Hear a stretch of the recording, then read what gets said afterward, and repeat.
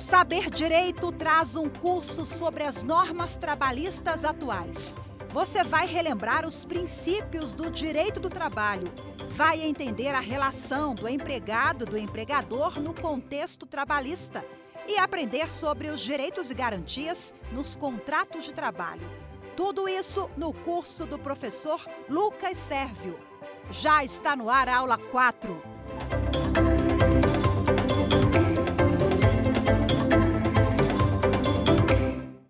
Olá, bem-vindos a mais um Saber Direito aqui na nossa TV Justiça. Eu sou o professor Lucas Sérvio, mestre em Direito pelo IDP, presidente da Comissão de Direitos Autorais e Materiais e Entretenimento do Distrito Federal.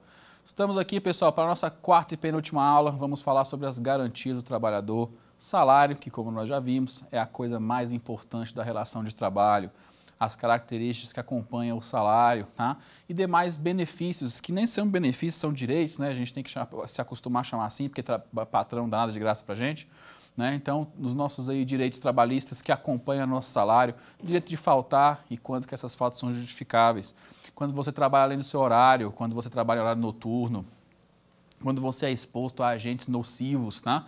Todas essas situações ensejam um pagamento adicional para você, trabalhador, tá? Então, convido vocês a acompanhar aí a nossa aula. Você que está na graduação, você que está estudando para o exame da ordem, você que tem interesse no direito, tá? Uma aula muito aqui importante para você que está nessa trajetória. Acompanhe aí com bastante diligência, pegue seu caderno, faça seu resumo, grave suas palavras-chave, tá? Tudo que nós estamos trazendo aqui, todos os professores aqui do Saber Direito, nós só queremos o melhor para vocês, queremos que vocês aprendam, tá? Decorar é muito pouco, nós queremos que literalmente vocês aprendam, que vocês repitam tudo que vocês estão vendo aqui em sala de aula ou na prova com confiança e com sabedoria. Beleza? Vamos lá, estamos prontos? Então, como foi anunciado aqui pelo professor de vocês, nós vamos ver direitos e garantias relacionadas ao salário, tá? Relacionadas às remunerações, tudo aquilo que vem a mais, que vem a menos, tá? Quando você tem ali uma relação de trabalho, como nós vimos nas primeiras aulas, uma relação de trabalho efetiva, uma relação de trabalho formalizada, com contrato de trabalho, ainda que escrito ou ainda que verbal, com a sua carteira devidamente registrada, tá? Não existe carteira fichada, quem vai fichado é preso, tá? A carteira tem que ser registrada. Relembraram isso aí? Então vamos em frente. Quando você trabalha, quando você tem um vínculo de trabalho, uma carteira assinada, CLT, bonitinho, registrada, você obviamente tem que receber um salário, tá? Lembre da nossa primeira aula, pessoal, o princípio da intangibilidade salarial, ou seja, a coisa mais importante da relação de trabalho vai ser o salário que você tem que receber ao final do mês. Com isso, tá? O que eu preciso que vocês entendam é o seguinte: existe uma diferença plena, ou seja, uma diferença factual do salário e da remuneração, tá? O salário é tudo aquilo que você recebe como contraprestação pelo seu serviço. Se é uma contraprestação, o que vocês entendem? Que o salário não é lucro. Tá? Não entendam o salário de vocês como lucro, pessoal. Lucro é uma coisa que você ganha sem fazer absolutamente nada, tá? É um investimento, é achar dinheiro na rua, é receber um dinheiro do seu pai, do seu marido, da sua esposa, tá? Nunca é um dinheiro que você teve que fazer alguma coisa para recebê-lo. Tudo que você recebe quando você faz alguma coisa é uma contraprestação. Assim é o salário. Então, gravem na cabecinha de vocês. Salário é toda contraprestação recebida pelo empregado em razão do exercício de sua função laboral, tá? Então, se você tem um vínculo de trabalho, você obrigatoriamente tem que receber aí um salário. E tudo que vem em acessório, tudo que acompanha esse salário, que compõe ali o seu contra-cheque, vale transporte, vale refeição, gorjetas, gratificações, tá? Aquele dinheirinho a mais ali que você recebe no final do ano quando faz uma caixinha, tá? Tudo isso, pessoal, não é salário, isso aí são remunerações, tá? O cálculo é diferente, não é só o nome que é diferente, tá? Então, quando você tem que prestar muita atenção, porque nem toda remuneração integra o salário, porque salário é base de cálculo, remuneração nem sempre, tá? Então, salário, tudo aquilo que você recebe como contraprestação pelo exercício daquela função, e remuneração, todo que você recebe em complementação ao seu salário nem todo mês você vai receber. Às vezes o seu vale transporte é mais ou é menos, porque o mês tem mais dias ou menos dias. O seu vale refeição às vezes vai ser menos ou mais, porque um mês tem mais dias ou tem menos dias, tá? Então o salário é sempre fixo, a não ser, obviamente, quando tem um reajuste, e a remuneração ela é variável. O salário é fixo, a remuneração é variável. Agora que você conheceu o salário, como a gente viu, pessoal, desde o começo aqui da nossa primeira aula, tudo no direito, tá? Tudo tem as suas características, tá? Tudo tem assim, aquelas questões que definem o que é aquela coisa. E o salário, obviamente, não poderia ser diferente. O salário tem suas características.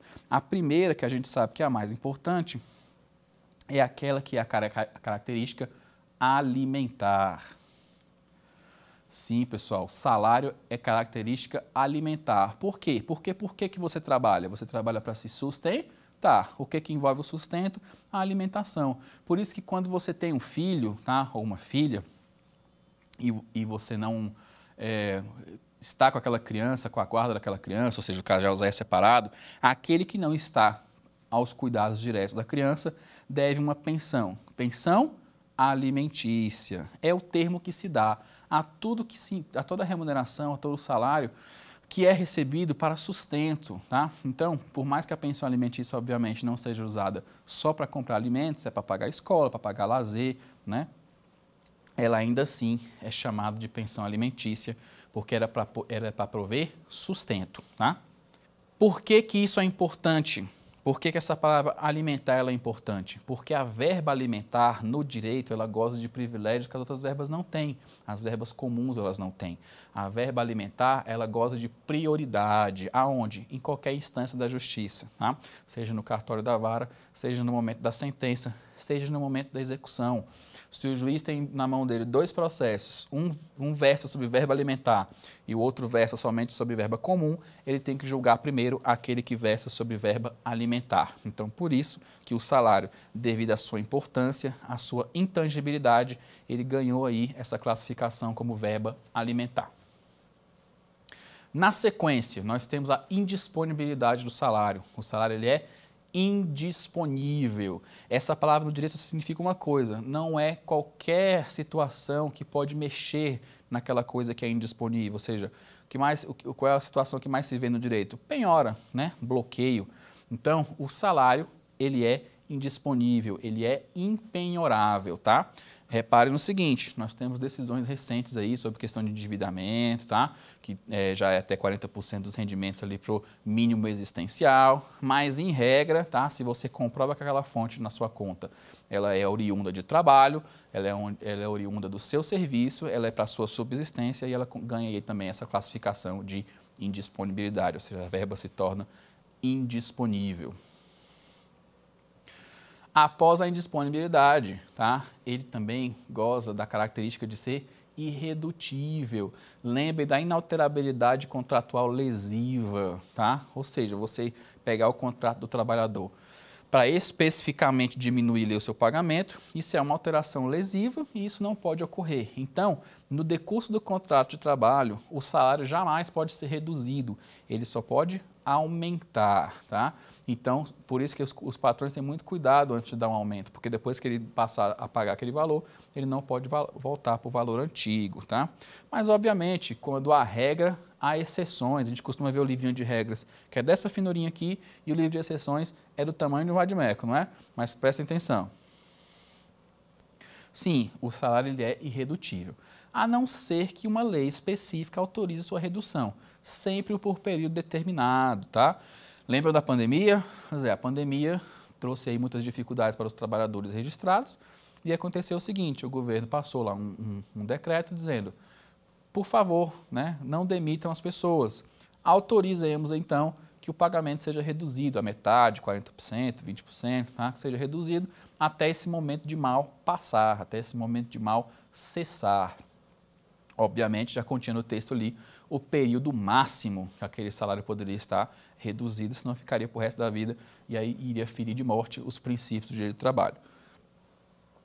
Outra situação também, pessoal, em caso de acordo coletivo, tá?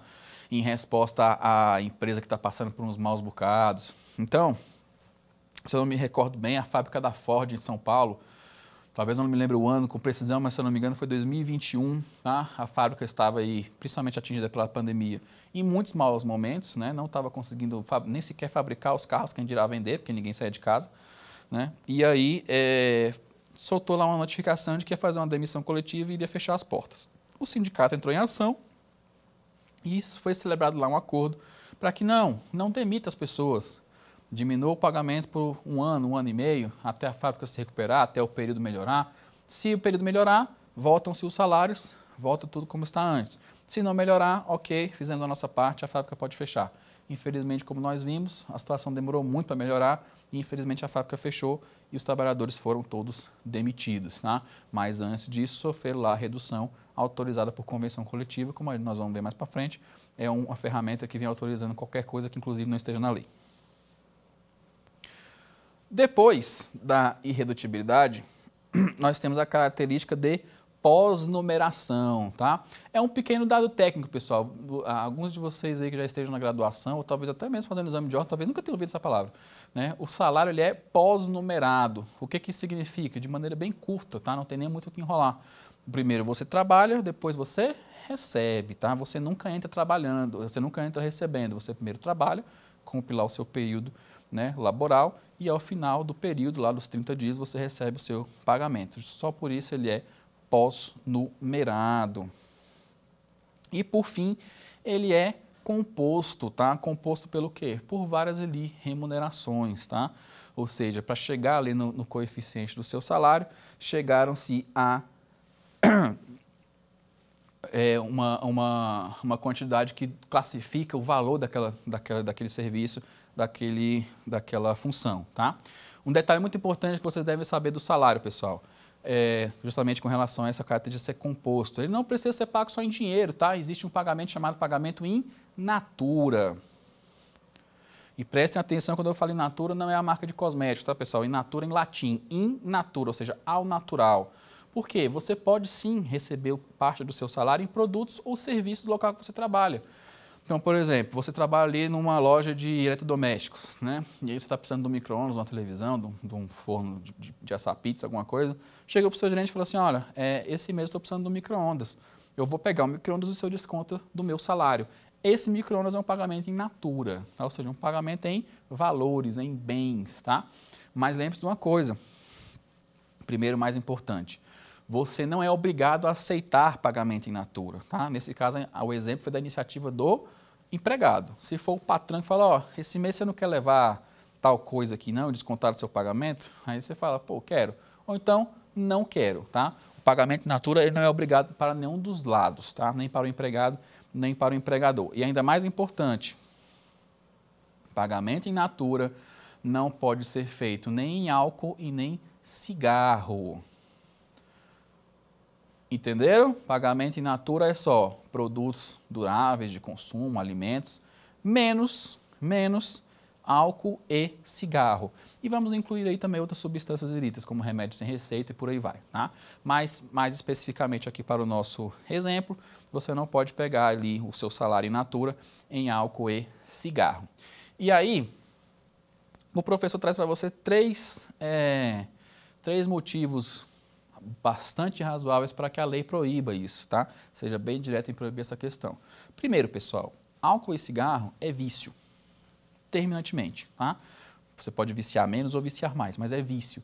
E o Estado não pode incentivar o vício, permitindo que o empregado consuma o seu salário em álcool e cigarro, tá? Segundo, economia doméstica, tá? Imagina você ser casado com um alcoolista, com uma pessoa que é alcoólatra, tá? Todo mês ele vai pegar o pagamento dele inteiro em álcool, né? E aí você não paga seu condomínio, você não paga seu aluguel, você não paga a escola do seu filho, você não faz a compra do mês, né? Se o dinheiro todo for revertido em álcool ou em cigarro, tá? E por último, pessoal, o SUS, tá?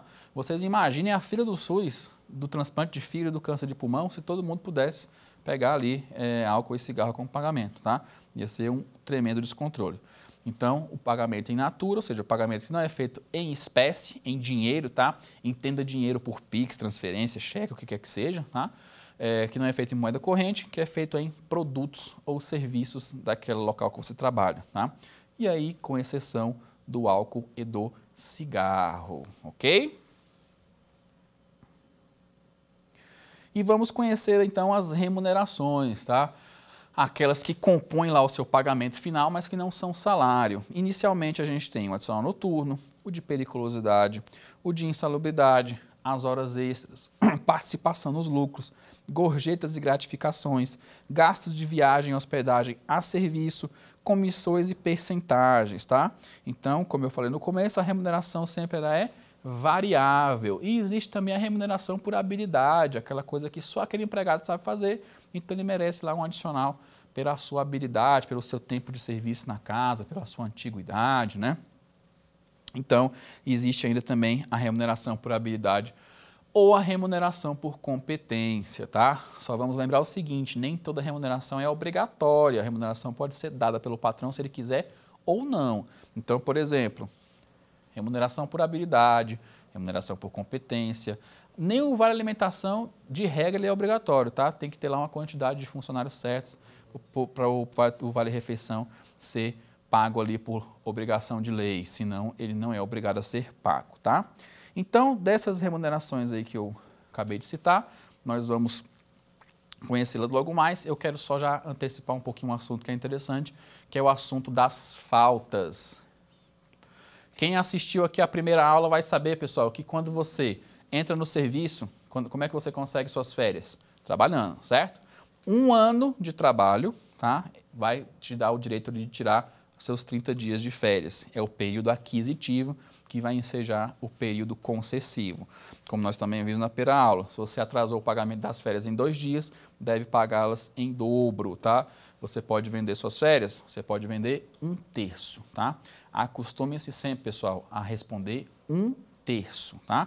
Porque se você faltou mais de 5 vezes, como nós também vimos na primeira aula, você já não vai ter mais os 30 dias para vender. Então, você não pode falar 15, 12, 10. Sempre fale 1/3, porque 1/3 pode ser 1/3 de qualquer quantidade que você tenha para vender. Então, você pode vender 1/3. Dividir as férias, você pode dividir em até 3 períodos, desde que o menor não seja inferior a 14 dias, ok? Agora, como a gente viu, mais de 5 faltas você já começa a perder dias de férias, certo? Mas existem algumas faltas que não descontam os seus dias de férias, tá? Você vai lá e justifica e não é descontado os seus dias de férias. Quais faltas são essas? A primeira, doação de sangue. Sim, quem doa sangue justifica falta no serviço. Detalhe importante, pessoal, é só 1 vez por ano, tá? 1 vez por ano você pode doar sangue e esse dia que você foi doar sangue, você pega lá o documentinho, leva no seu serviço e está justificado o seu dia, tá? Entenderam? O dia que você vai doar sangue é o dia que você pode faltar. Não é que você vai no Hemocentro, doa o sangue e pega um vale falta para escolher o dia que você quiser. Não, tá? É só no dia que você doou. Então, vá, acorde cedo, faça essa doação, doe o sangue, leve lá o documento do Hemocentro no serviço e vá descansar, porque quem doa sangue sabe muito bem que tem que dormir o resto do dia para se recuperar, né? Mas apenas aí 1 vez por ano. Morte de parentes, tá? A morte de parentes também seja aí faltar ao serviço sem perder o seu dia de férias. E quantos dias são, professor? Até 2 dias, tá? Verifique bem o que eu estou falando. Até 2 dias. Pode ser 1, pode ser 2, tá? Ah, professor, mas lá no meu serviço, minha irmã faleceu, minha mãe faleceu, meu patrão me deu 1 semana. Que bom, ele foi muito legal, mas pela lei ele pode dar até só 2 dias, ok? E é morte de parente, tá? Se seu vizinho morreu, você pode mandar um cartão, mas ir ao enterro e faltar no serviço, a lei não te dá esse direito, tá? Parente, pai, mãe, irmão, filho, marido, tá? Fora disso aí, infelizmente a lei não cobre, a lei não irá cobrir, tá? E a gente pode falar agora de uma coisa que é pior do que a morte, o casamento. Quantos dias são, tá? Há 3 dias, tá? Para você se casar, morrer você morre qualquer dia, mas casar você pode escolher o dia, não pode? Então, como são 3 dias, você escolhe casa na quarta-feira. Então, você fica quarta, quinta, sexta, sábado, domingo, segunda-feira você volta para o serviço, tá? Então, casamento aí são 3 dias, ok? E gravidez, tá? Gravidez. Acompanhar mulher grávida ao médico, tá? Você tem até 2 dias por ano. Muita atenção nessa interpretação desse texto, pessoal. São 2 dias por ano para acompanhar mulher grávida. Não são 2 dias por grávida. Então, você aí que está com 2 mulheres, né? Você tem 2 cônjuges aí, você tem que escolher, vai ser um dia para cada uma, você não pode ter 2 dias para cada uma delas, ok? Então, é porque 2 dias por grávida e não 2 dias por ano e não 2 dias por grávida. Acompanhar o filho no médico ou em qualquer outra situação, tá? Uma vez por ano até que a criança complete 6 anos, tá? Então, uma vez ao ano, você pode ali se apresentar na escola do seu filho, levá-lo ao médico ou qualquer outro tipo de compromisso. Até os 6 anos de idade você não tem desconto aí nas suas férias, tá? A licença maternidade, em regra, 120 dias para a mãe, 5 dias para o pai. Um detalhe importante que é bom vocês conhecerem tem um programa conhecido como Empresa Cidadã, tá? E os empregados que trabalham numa empresa que tem cadastro dessa empresa cidadã, as mães passam a receber aí 180 dias de licença maternidade e os pais passam a receber 20, tá? Eles recebem mais 15 dias além dos 5, que já é de lei, tá? Então, quem aí você procura se informar se a empresa que você trabalha tem aí esse convênio com o programa Empresa Cidadã, que é um convênio muito bom. Mesário, tá? Quem é o mesário, professor? Aquela pessoa que trabalha na eleição, quando você vai lá votar, estão lá naquela mesinha, recolhendo sua digital, te explicando como é que usa a urna, recolhendo ali o seu documento, tá? Acompanhando toda a votação. Aquele pessoal, aquela pessoa está exercendo a função de mesário, é uma função voluntária, tá? E quem é mesário tem o dia de folga como mesário, mais um para descansar, tá? Então é sempre o dia de folga para trabalhar como mesário, mais outro dia para você descansar. Então, trabalhou com 3 dias como mesário, você obrigatoriamente tem que ter 3 dias de folga, tá? Obviamente, não sei cair sábado e domingo. Então, você trabalhou lá segunda e terça, você vai ter que folgar na quarta e na quinta. O dia de trabalhar como mesário, mais um dia de folga, ok? Alistamento militar, tá? Você que está completando 18 anos, já conseguiu um emprego, você precisa se apresentar à junta para fazer o seu alistamento, tá? Você posteriormente também vai precisar ir lá passar pela inspeção e após passar a inspeção e ser dispensado, você também tem que ir juntar a bandeira, né? Jurar a bandeira ali no último dia. Toda vez que você precisar, você pode faltar no serviço para cumprir esses compromissos militares. Obviamente, desde que você comprove, tá? Você chega lá no tenente ou no responsável pela junta e fala assim, olha, eu estou em horário de trabalho, se eu puder me dar um documento comprovando que eu estive aqui, né? Ele vai lá, sem problema nenhum, vai te entregar esse documento e você entrega no trabalho e está resolvido, tá? Depois, pessoal, convocação do Poder Judiciário, testemunha, autor, réu, qualquer júri, tá? Qualquer dessas situações em que você é convocado pela justiça para comparecer para algum tipo de rito, né? Que seja como autor, como réu, como testemunha, como participante do júri, você tem aí o dia garantido para atender esse compromisso, tá? Desde que, obviamente, apresente a ressalva. Quando você vai no médico atestado, quando você vai na justiça é ressalva, o nome do documento. Então, terminou o procedimento, peça a ressalva, o servidor vai te entregar e aí você leva no seu trabalho e comprova que você lá esteve. Título de eleitor, 2 dias, tá? Tranquilo.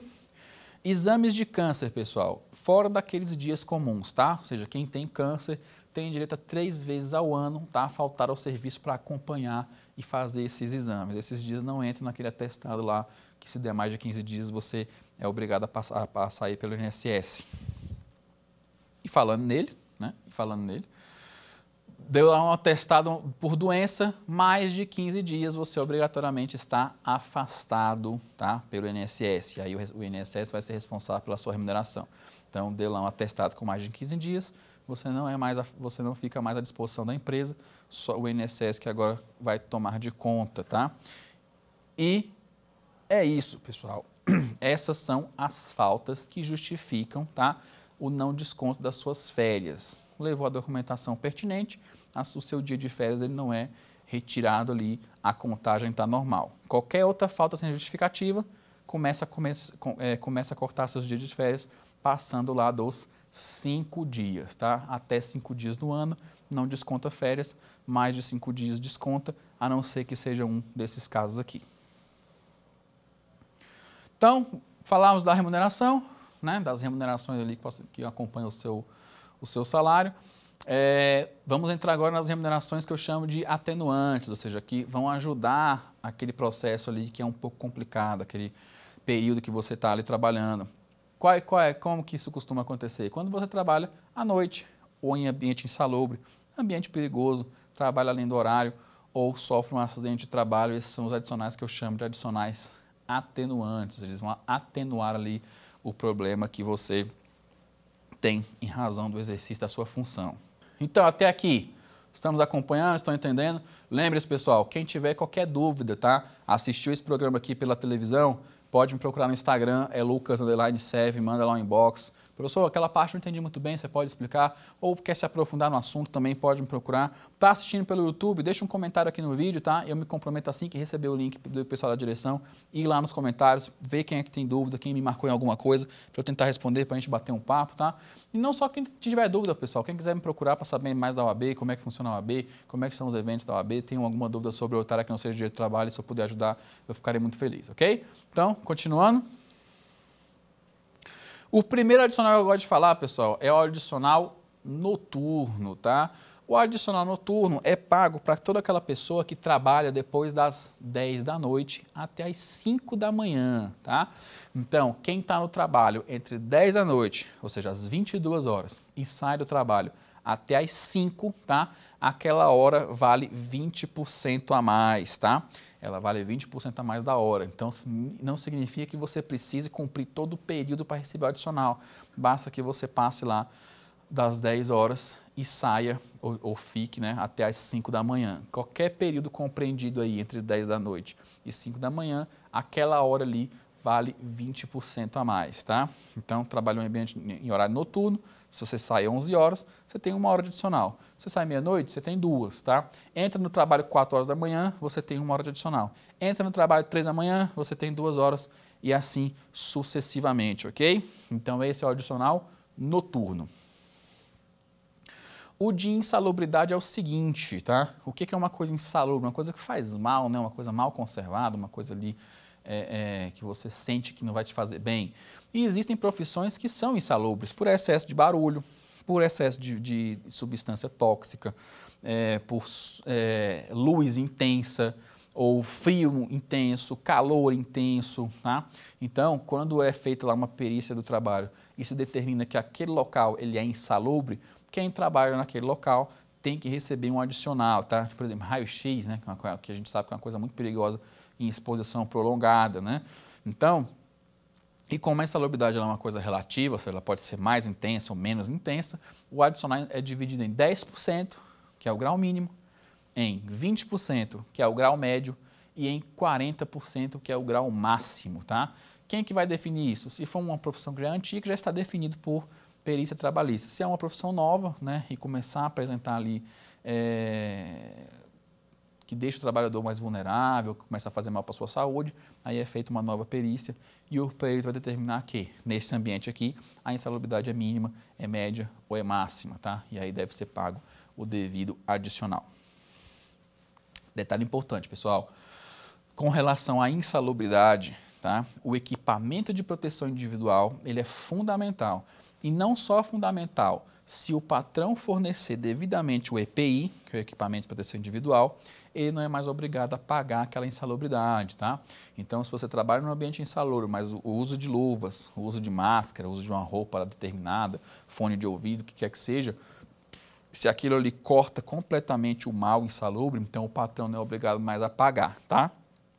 Mas, professor, eu trabalho no local insalubre, eu uso todo o equipamento, todo paramentado, mas ainda assim eu sinto os efeitos. Então, você vai diminuir ali o grau da insalubridade. Se você sem EPI está em grau médio, com o EPI você vai receber mínimo. Se sem o EPI você estaria em grau máximo, com o EPI você passa a receber em grau médio, tá? Então, ou ele elimina ou ele atenua, tá? Ou ele vai eliminar completamente o pagamento, ou você só vai diminuir ali os efeitos, então você passa a receber menos. O próximo é o adicional de periculosidade, ou seja, aquela profissão que te coloca em risco todo santo dia, tá? Todo santo dia você corre risco de morte instantânea, tá? Ambiente que tem explosivo, choque elétrico, altura, violência, tá? Então, você transita lá em locais que tem botijão de gás para todo lado, né? Se um daquele ali estourar, adeus, né? Vai todo mundo para encontrar com São Pedro. Se você trabalha em estação de energia, colocou a mão na grade errada, adeus também, né? Não tem mais o que fazer. Está limpando a janela do 45º andar, um andaime arrebenta, você cai, sinto muito também, não tem mais o que fazer. Se é bombeiro, entra em incêndio ali todo santo dia, também é periculosidade, você pode morrer intoxicado, incendiado ou desabamento, o que quer que seja um ambiente perigoso, tá? Então, qualquer pessoa que labore nessas funções que tem esse perigo de morte instantânea, tá? De você estar ali, de repente não está mais, você tem que receber adicional de periculosidade. O adicional de periculosidade ele é 30% em cima do seu salário, tá? Então, mas atenção, pessoal, não é só quando acontece a situação, tá? É todo mês, né? Como se fizesse uma poupança, né, para a família, em razão da pessoa ter falecido em razão do trabalho. Então, da mesma forma como a insalubridade, não é só quando você recebe, quando você está em contato com um ambiente nocivo, com um agente nocivo. Saiu daquele ambiente ou não está mais usando o EPI, né? Não tem mais necessidade, você não recebe a insalubridade. A periculosidade não, você recebe todo mês, porque você está em contato ali frequente com o perigo, tá? Foi retirado do perigo, também não tem mais o que pagar, tá? A diferença é que a insalubridade ela tem grau e pode ser evitada com EPI. A periculosidade não. Você pode estar de capacete. Se explodir um botijão de gás, não adianta nada. Fica só o capacete e você vai embora, né? Então, tem essa diferença. A insalubridade ela tem grau e tem que ser evitada de alguma forma. A periculosidade não. Ou você está em perigo, ou você não está em perigo. E o que acontece a partir daqui é o seguinte. Ah, professor, então é possível trabalhar num lugar assim, que é noturno, que é insalubre e que é perigoso. Assim, então você está se candidatando a ser o Batman, né? Porque você trabalha à noite, com veneno, né? E com risco de morte instantânea. Então, sim, existe esse tipo de profissão? Existe, tá? Só que aí, pessoal, é vedado o acúmulo, tá? Ou você acumula... Assim, à noite, infelizmente, não tem como impedir, porque chega para todo mundo, né? Mas a insalubridade e a periculosidade, até então, em primeira ordem, não é vedado o acúmulo. Você escolhe, tá? E, obviamente, qual que você escolhe? O que paga melhor. No entanto, há ainda precedentes de tribunais superiores que falam que, se, ainda que na mesma função, a periculosidade vem de uma fonte e a insalubridade vem de outra fonte, então você pode acumular, tá? Se os dois vêm da mesma fonte, então não, tá? O exemplo mais comum que a gente tem de que não é acumulável é do frentista, tá? O cheiro da gasolina insalubre, tá? Da enxaqueca, da ressecamento das vias aéreas, tá? E a gasolina explode, né? Então você está ali em ambiente insalubre e em ambiente perigoso. Mas é a mesma fonte, a gasolina, né? Então você não pode acumular. Mas no aeroporto tem um cidadão chamado operador de pista, tá? Que ele está ali em pé no sol, calor extremo. Turbina de avião subindo e descendo, ou seja, excesso de barulho, nem com aquele fone abafador ele consegue não ouvir, tá? E atrás dele tem caminhão passando com tanque de querosene de aviação e de volta, e de volta, e de volta. Ou seja, ele pode morrer esquentado do sol ou explodido, tá? E são fontes diferentes, tá? Então, sim, ele pode ali solicitar o acúmulo dos dois adicionais, ok?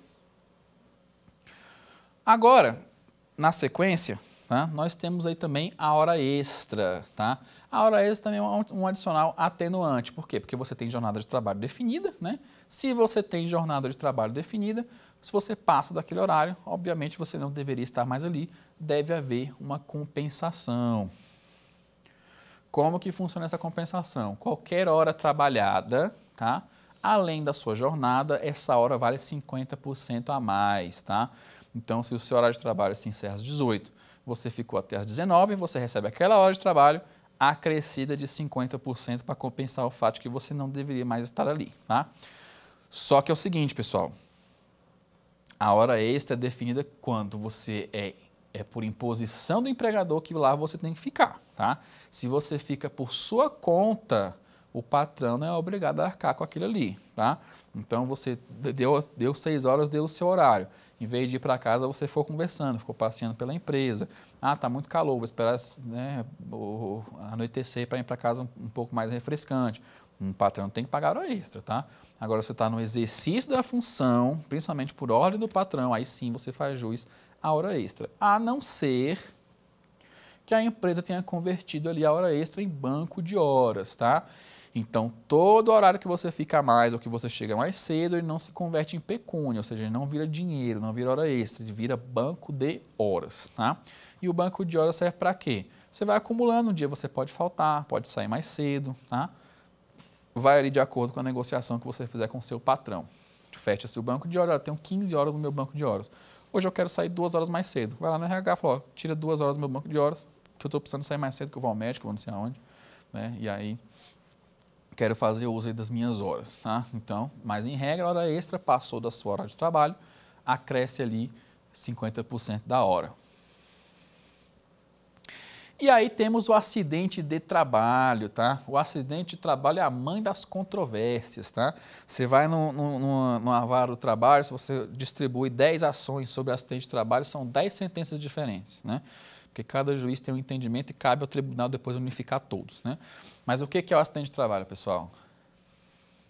Qualquer mal grave que aconteça ao trabalhador no exercício da sua função, tá? Ou seja, você está trabalhando e naquele momento você sofre um acidente, tá? Você se machuca, você se lesiona, que você tem que se afastar ou não, tá? No caso de você, por exemplo, quebrar uma perna, você não consegue trabalhar por um tempo, né? Então você vai para casa e fica lá afastado por acidente de trabalho. Então você simplesmente se lesiona, mas obviamente, né, em ambos os casos deve ser acompanhada por uma indenização, tá? Então o empregado que se acidenta, sofre um acidente durante a sua função, ele tem ali uma indenização, tá?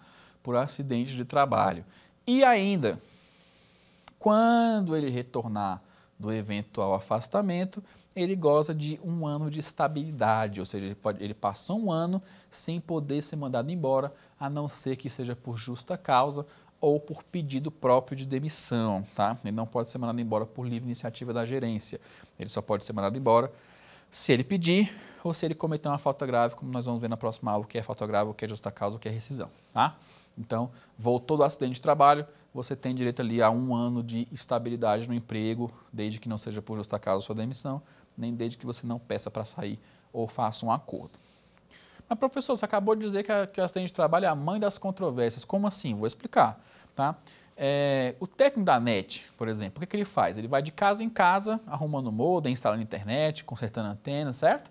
Vai de carro, claro, né? Todo mundo conhece o Uno branco com escada em cima da NET, não é? Então, supondo que ele passa ali por uma rua movimentada e sofre um acidente, bata na lateral onde o motorista está, ele machuque o braço, né? Fique bem machucado, tudo. Ele está na área de trabalho? Sim. É acidente de trabalho? Sim. Foi no local de trabalho? Foi. Ele não necessariamente labora dentro da empresa NET, ou seja, dentro do prédio da NET, mas ele está a serviço da NET, ou seja, está transitando dentro do carro da NET, fazendo serviços para a NET, né? Então, sendo assim, ele sofreu ali acidente de trabalho. Onde que se instala a controvérsia? Já houve casos, estão acontecendo agora enquanto nós estamos conversando, de pessoas que se acidentaram indo para o trabalho ou voltando para o trabalho, tá? E aí alegam um acidente de trajeto, ou seja, se eu não estivesse me locomovendo para o trabalho, eu não sofreria esse acidente, então é um acidente de trabalho. Tanto faz se é indo para o trabalho ou voltando para o trabalho, firmou-se essa tese, tá? O que eu preciso dizer para vocês é o seguinte, pessoal. Em regra, tá? Claro que vai depender do juiz da causa, mas em regra só é acidente de trabalho enquanto você está ali sob a tutela do seu patrão, ou seja, sobre o poder dele, enquanto ele está lhe dando ordem, ou seja, quando você está dentro da empresa, quando você está ali exercendo a sua função, ainda que fora dela, não indo para o trabalho, não voltando para o trabalho. Primeiro, porque pode acontecer o desvio de percurso, tá? Ah, você sofreu um acidente, né? E está alegando que é acidente de trabalho porque você estava voltando para casa. E aí pega lá e você não fez o trajeto comum, você passou no bar antes, passou na padaria antes, passou no shopping antes, aí é acidente de trabalho? Não, né? Então, quando se verifica que você estava em desvio de percurso para a sua residência ou desvio de percurso para o seu trabalho, aí já começa a cair por terra essa questão de dizer que acidente de trabalho também é quando você vai ou volta para casa e vai para o trabalho, certo? Então, preste minha atenção. Em regra, tá? por decisões aí majoritárias, o acidente de trabalho só ocorre quando você está à disposição do seu patrão, quando você está em tempo de disposição a ele, está lá cumprindo a sua função, exercendo a sua função. Indo para casa ou voltando para casa após o trabalho, nem sempre vai ser considerado acidente de trabalho. Fiquem espertos quanto a isso, ok? Certo? Estamos entendendo até aqui? Está fazendo suas anotações? Daqui a pouco nós vamos aqui confirmar se vocês aprenderam ou não, a gente vai ter o nosso quiz, tá? Enquanto isso, não se esqueçam, peguem o caderno, façam anotações, gravem ali o que vocês acharam mais pertinente, tá? Para poder ter o seu resumo ali à mão, para não precisar toda hora estar tendo que voltar, né? E ouvir, pega ali sua palavra-chave, pega ali sua parte mais importante. Isso na graduação e principalmente para quem está fazendo exame de ordem é muito importante aprender a ter na cabeça, pessoal, as informações mais importantes, tá? Na primeira fase do exame de ordem não tem consulta, é só você e você, tá? Não tem que levar papel, vadimécum, nada, é só você, tá? E ainda na segunda fase, se você consegue dar um exemplo na peça ali, que o examinador vê que você não tirou do vadimécum, você com certeza consegue uma nota maior, tá? Então acostume-se a ter informação na cabeça, faz bem para você, exercite o seu pensamento, larga um pouco o celular, escreva, tá? Já é comprovado cientificamente que a escrita ali, ó, caneta no papel, lápis no papel, te ajuda a fixar muito mais do que no celular. Continuando. Nós temos aí outros benefícios e garantias remuneratórias, tá? O primeiro exemplo é o FGTS. O que é o FGTS? Fundo de Garantia e Tempo de Serviço, tá? O FGTS passou a existir, pessoal, depois da Constituição de 88, tá? Virou quase que uma poupança obrigatória para o trabalhador. Então, quando você trabalha lá registrado, você tem ali um valor descontado no seu salário para acumular o seu FGTS. Como nós vamos ver na próxima aula de rescisão, tá? Existem algumas possibilidades de você sacar o seu FGTS, senão ele fica lá quietinho até o dia que você faça jus a recebê-lo, tá? Apesar de ter algumas curiosidades, tem uma curiosidade muito legal, inclusive. Quais são as hipóteses que você pode sacar o seu FGTS, além da demissão sem justa causa, que a gente vai ver na próxima aula? Quando você vai adquirir uma prótese, tá? Se você vai adquirir uma prótese ortopédica, não é prótese de silicone não, tá, meninas? Prótese ortopédica. Você está precisando comprar uma prótese de braço, uma prótese de perna, tá? Você pode fazer uso do seu FGTS para abater ou até quitar ali aquele valor daquela prótese, tá? Isso cai no 20º exame, questão subjetiva número 3, se eu não me engano, tá? Então, você tem ali o FGTS parado na conta, ainda está trabalhando, não foi demitido nem nada, né? Mas está precisando trocar a sua prótese ortopédica, seu braço, sua perna, o auditivo, né? E aí você pode fazer uso da sua conta FGTS para saldar aquela dívida ou abater naquela dívida.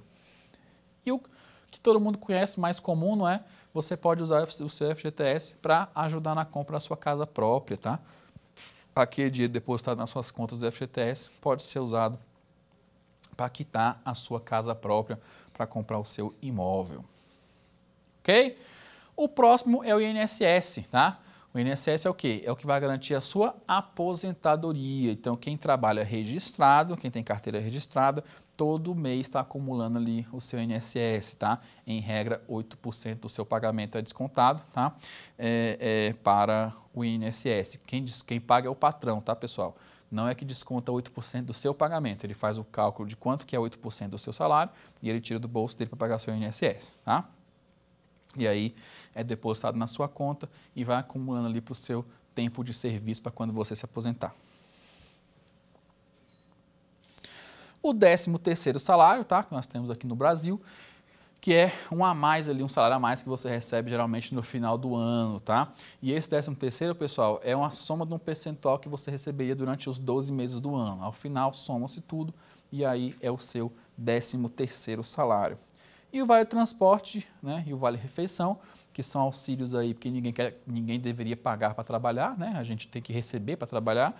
Então, o Vale Transporte, que é obrigatório, você tem que, no máximo, ser descontado no máximo 11% lá do seu salário para contribuir ali com o seu Vale Transporte, né? Então, você vai receber o Vale Transporte para todos os dias de trabalho. Faltou, obviamente, é descontado, você não recebe porque você não foi trabalhar, né? Então, em qualquer hipótese que você não foi ao serviço, você não recebe o Vale Transporte. E como eu falei agora há pouco anteriormente, o Vale Refeição não é obrigatório, ele só passa a ser obrigatório se a empresa tiver lá uma quantidade de funcionários que a lei obrigue, ou se ela dá por vontade própria. Tá? Se ela tem 2 funcionários, ela quer dar Vale Refeição, ela pode dar, mas ela não é obrigatório, depende do porte da empresa, tá? É mais um benefício.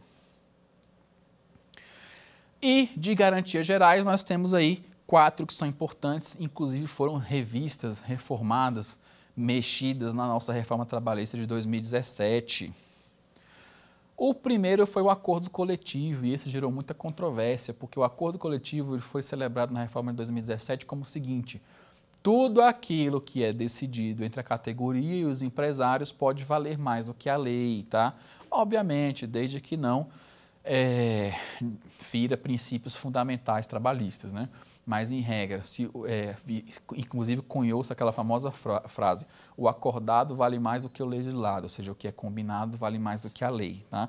Então, os acordos coletivos eles podem avançar aí de alguma forma que passe por cima da lei se for de melhor interesse para a categoria, obviamente sem descumprir preceitos fundamentais, tá? Porque senão cabe lá uma DPF e aí esse acordo coletivo é retirado de pauta. A jornada 12 por 36, né, que a partir da reforma trabalhista passou a valer para qualquer trabalhador que quiser fazer e qualquer empresa que quiser receber ou quiser pedir que o trabalhador faça. Antigamente, somente algumas categorias podiam fazer, agora quem quiser fazer 12 por 36 pode fazer, está liberado. A gratuidade de justiça, tá? Essa também foi a mãe das controvérsias após a reforma trabalhista. Como é que funcionava? Até 2017, o empregado colocava o patrão na justiça, tá? Fazia lá suas alegações procedentes ou improcedentes, ele sabe muito bem o que ele está pedindo, né? E ao final do processo, se fossem improcedentes, ou seja, o juiz não entendesse que o trabalhador tinha direito àquilo que ele estava pedindo, ele não era condenado a nada, tá? Ele não pagava custas, não pagava honorários, não pagava nada, tá? Perdeu, ok, vai para casa, tudo certo. Com o passar da reforma, inclusive na intenção de diminuir aquele grande volume de ações trabalhistas, nós brasileiros somos recordistas em ações trabalhistas, obviamente contando somente nos países que têm justiça do trabalho, no intento até ali no esforço de diminuir essa quantidade dessas ações, passou a se estabelecer que o empregado que litigar contra os seus patrões e não conseguir provar o que está alegando, ou seja, perder a ação, ele vai passar a ser condenado em custas e honorários, tá? E isso aí vigorou por um tempo, até mais ou menos 2021, 2022, não vou lembrar de cabeça, mas foi uma decisão do TST, uma decisão do STF que julgou inconstitucional essa cobrança, tá? O ministro Barroso, num julgado, decidiu que não se pode cobrar custas assim de cara do trabalhador, tá? Tem que verificar a sua capacidade de arcar com aquelas custas e aí sim, tá? Se for possível que ele as pague, aí você pode acertar ali que seja feito o pagamento das custas. Como é que ficou hoje em dia? Depende. Tá? E é isso aí, pessoal. Você estuda 5 anos para responder depende. Tá? Depende do quê? Depende do juiz. Tá? Se for um juiz mais garantista, ele não dá as custas para o empregado pagar. Se for um juiz mais legalista que joga ali com a lei debaixo do braço e com a autorização do Supremo de verificar ali a capacidade financeira do reclamante, tá? Ele vai julgar que sim, que você deve pagar ali um percentual que seja, nem que seja 5%, 10% ali do valor da causa para o advogado da outra parte, bem como as custas para o tribunal. Tá? E para finalizar, foi feita ali uma delimitação do que seria equiparação salarial, né? Que inclusive também foi pauta que um tempo desse. Por quê? Porque ficou decidido que homens e mulheres não podem receber diferente, né? Houve um acerto sobre essa equiparação salarial em prol do avanço do direito das mulheres, que sempre é positivo, tá?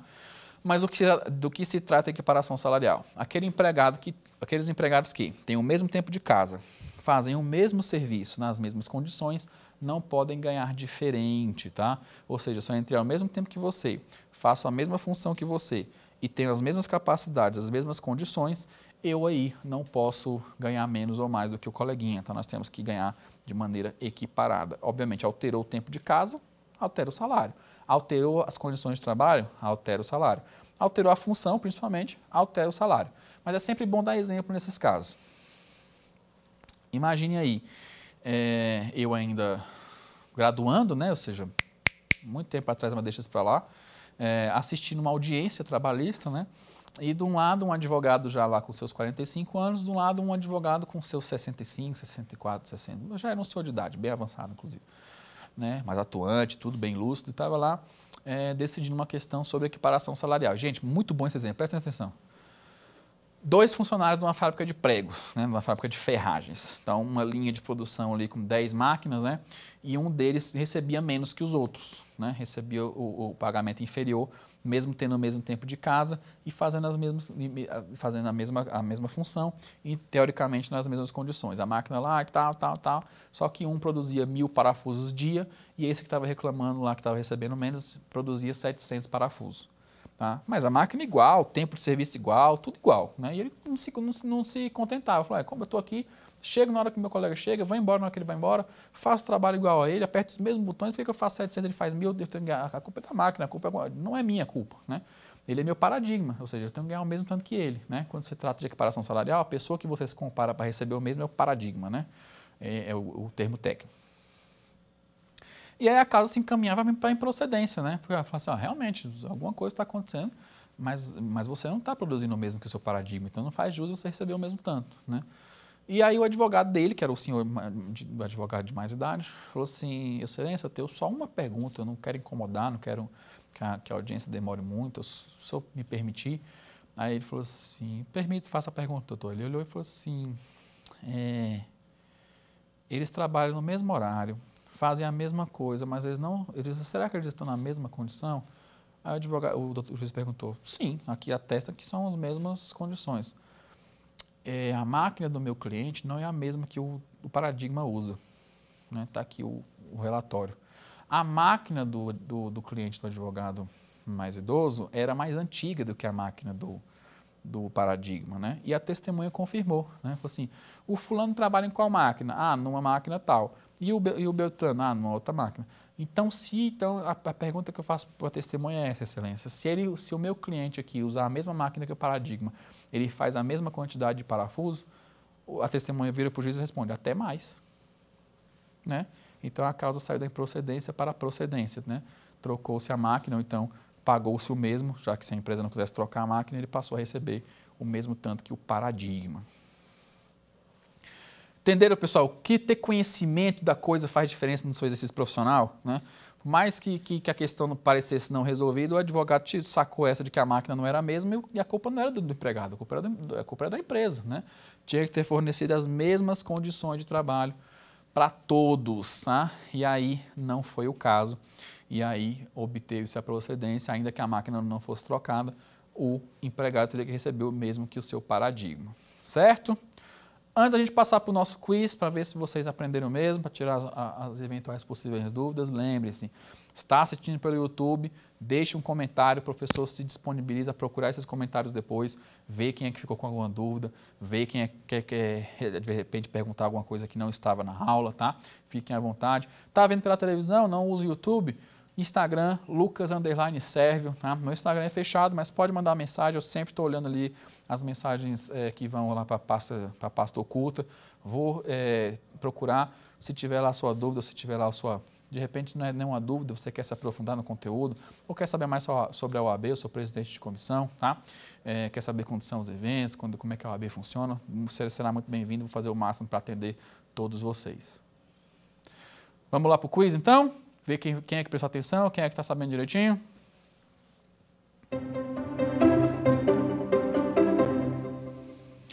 No que diz respeito ao adicional noturno no direito do trabalho brasileiro, qual é a faixa horária considerada como horário noturno, tá? Letra A, das 22 às 5.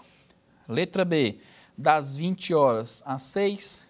Das 21 às 6. Das 23 às 7. Pessoal, letra A é a resposta correta. Quem trabalha das 22, ou seja, das 10 da noite até as 5 da manhã, faz jus ao adicional noturno de 20% a mais da hora. Próxima.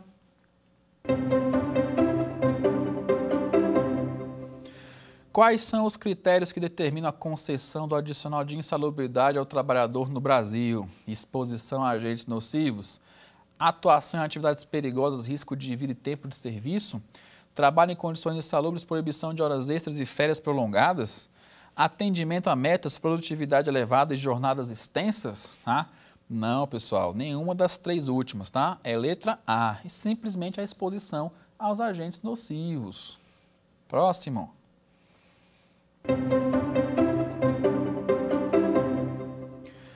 Quando o trabalhador brasileiro tem direito ao adicional de periculosidade, ao realizar horas extras frequentemente, ao trabalhar em condições perigosas, como exposição a explosivos ou inflamáveis, apenas quando solicitado pelo empregado, quando o empregador considerar a atividade perigosa. E aqui cai entre nós, pessoal, se dependendo do empregador, a gente nunca está fazendo nada de perigoso, a gente nunca está ganhando muito, né? A gente sempre está ganhando pouco. Então, a nossa resposta está na letra B, ao trabalhar em condições perigosas, como exposição a explosivos ou inflamáveis. E aí, conseguiu responder direitinho? Não conseguiu, não tem problema. Dá mais uma assistida, vê as suas anotações e tente responder de novo, tá? É a prática que faz a perfeição, isso a gente já sabe, né? De muito tempo atrás.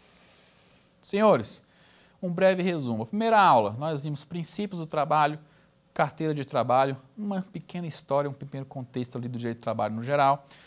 Na segunda aula, nós vimos ali garantias, né? Passamos ali por assédio moral no ambiente de trabalho, que também é importante. Quem é o empregado, quem é o empregador. Lembre-se que empregado não pode ser MEI, não pode ser PJ, não estão lembrados? Segunda aula. Terceira aula, contrato de trabalho determinado por experiência intermitente, quem é empregado doméstico, quem é empregado eventual, tá? E hoje nós vimos aqui o que é o salário, o que é a remuneração, característica do salário, quais são os adicionais ali que são atenuantes, que são para ajudar a segurar a barra ali de um serviço que é mais perigoso, que é mais cansativo, o que é o acidente de trabalho, o que é hora extra, e também ali por cima um pouco do que a reforma trabalhista alterou nessas garantias, aí, nesses direitos, nesses benefícios. Falamos um pouquinho também da quais são as faltas que não mexem nas férias, tá? Informações importantes, pessoal, basilares para você que está ali na graduação, está fazendo a sua revisão para o exame de ordem, está se preparando aí para o concurso público do TRT, do Justiça do Trabalho, tá? Ou simplesmente está se aprofundando, gosta de direito, gosta do saber direito, gosta de ouvir uma aula ali quando está fazendo o seu estudo. Saber direito, pessoal, se preocupa sempre em trazer bons professores, professores que gostam do que fazem, para trazer conteúdo para vocês. Muitos de nós já estiveram aqui de outra forma, é o meu caso, eu já fui aluno na época que tinham 3 alunos aqui acompanhando o professor, eu já estive aqui também. 11 anos atrás, tá? Ou seja, muito tempo atrás, né? Eu fui um graduando de Direito aqui no 10º semestre, acompanhei o programa do professor Rudi Castro sobre a organização de sindical, e aí hoje estou aqui nos sapatos, né, dos que me antecederam, passando o mesmo conhecimento para vocês, com o mesmo gosto, com o mesmo carinho, tá? Tudo aqui é preparado pensando na aprovação de vocês, pensando no melhor preparo e desenvolvimento de vocês. Eu sou o professor Lucas Sérvio, tá? Sou pós-graduado em Direito do Trabalho, pós-graduado em Direito do Consumidor e Responsabilidade Civil, sou mestre em Direito pelo IDP e estou presidente da Comissão de Direitos Autorais e Materiais de Entretenimento da nossa OAB-DF. Conheça o nosso perfil no Instagram, tá? Conheça o meu perfil no Instagram, Lucas_Sérvio. Veja lá os eventos que nós estamos divulgando, as parcerias que nós temos, tá? Busquem conteúdo, pessoal, tá ali para vocês, tá? É o que a gente quer, é ver vocês aprendendo, ok? Muito obrigado pela participação de vocês. Na próxima aula nós vamos ver tudo sobre rescisão, tá? Como que o contrato de trabalho se encerra, quais são as características de cada rescisão, como que tem esse funcionamento. E tudo começa, né? Ou seja, os contratos de trabalho começam e uma hora eles têm que terminar. A gente vai conhecer aí como é que eles terminam, tá? Muito obrigado por assistirem até aqui. Aguardem a próxima aula. Um abraço, fiquem bem. Quer dar alguma sugestão de tema para os cursos do Saber Direito? Então mande um e-mail para a gente, saberdireito@stf.jus.br. Você também pode estudar pela internet. Acesse o nosso site radioetvjustiça.jus.br ou pode rever as aulas no canal do YouTube, @Rádio e TV Justiça.